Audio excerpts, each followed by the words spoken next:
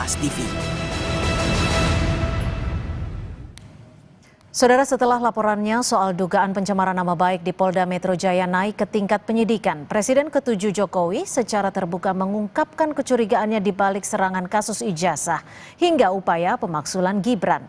Pertanyaannya, benarkah Jokowi kini mulai ditinggalkan kawan-kawan politiknya hingga serangan bertubi-tubi ia rasakan sebagai serangan politik? Kita bahas bersama Direktur Eksekutif Parameter Politik Adi Prayitno. Mas Adi, ini kan kalau biasanya nih Jokowi selalu kerap kali merespon serangan terhadap dirinya dengan santai. Kali ini terkesan berbeda. Apa yang Anda tangkap dari pernyataan Pak Jokowi soal ada agenda besar politik? Ya, sepertinya Jokowi itu merasa ada eskalasi serangan politik yang cukup agresif. Terutama setelah Jokowi tak lagi jadi presiden. Itu yang sepertinya dikalkulasi secara utuh. Bahwa serangan-serangan itu kan bersifat simultan, kemudian agresif dan cukup sistematis.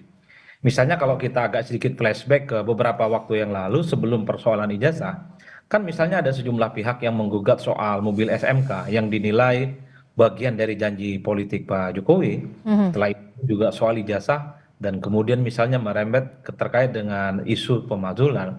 Sepertinya Jokowi itu merasa dan punya feeling bahwa hal-hal yang mengarah kepada dirinya, termasuk keluarga besarnya, itu bukan sebatas kebetulan, hanya sebatas ada orang yang mungkin kecewa terkait dengan kebijakan-kebijakan politiknya di masa lampau, tapi sepertinya Jokowi itu menduga bahwa apa yang terjadi hari ini soal menyangkut bagaimana masa depan politik Jokowi di masa-masa yang datang.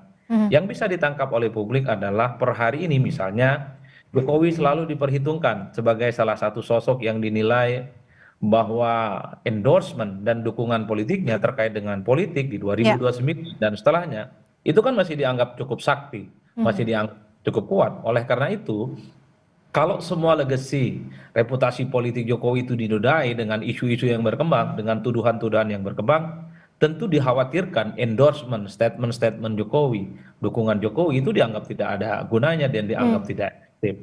Ini yang sepertinya ingin diamputasi oleh Jokowi bahwa dengan cara menyampaikan serangan-serangan yang muncul ini tidak lebih dan tak bukan adalah untuk merusak reputasi Pak Jokowi, mendowngrade Jokowi, supaya Jokowi itu dianggap sebagai sosok bukan seperti yang dibayangkan oleh publik selama ini. Seperti begitu perasaan Jokowi.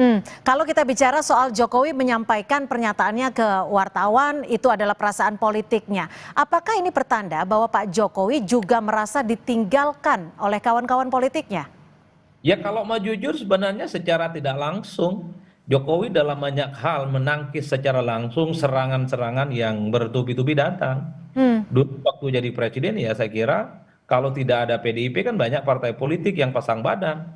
Misalnya kawan-kawan PKB, kawan-kawan yang ada di PAN, kawan-kawan yang ada di Golkar. Selalu pasang badan misalnya ketika Jokowi itu dibully dan dikritik oleh publik secara umum.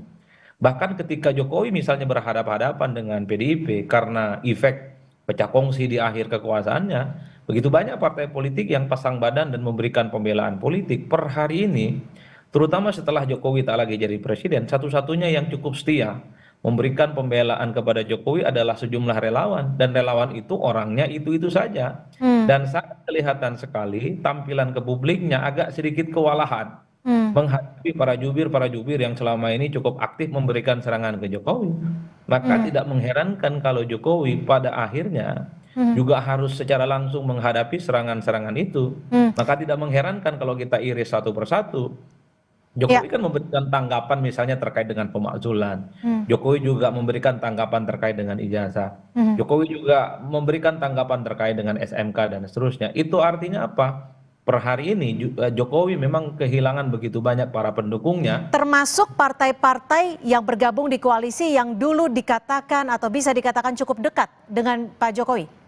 Saya menduga ya, beberapa waktu yang lalu misalnya Pak Luhut mengatakan ada kesan gitu ya bahwa Jokowi itu dilupakan jasa-jasa politiknya. Saya menduga jangan-jangan mengarah ke hal ini. Begitu banyak dulu orang-orang partai politik misalnya yang merasa dibantu oleh Jokowi, dibenarkan oleh Jokowi, elit-elitnya jadi pejabat, jadi menteri dan seterusnya dan seterusnya. Dulu begitu nyaman dan begitu mesra. Tapi setelah Jokowi tak lagi jadi presiden, Kemudian Jokowi begitu banyak mendapatkan serangan-serangan politik dari berbagai penjuru mata angin.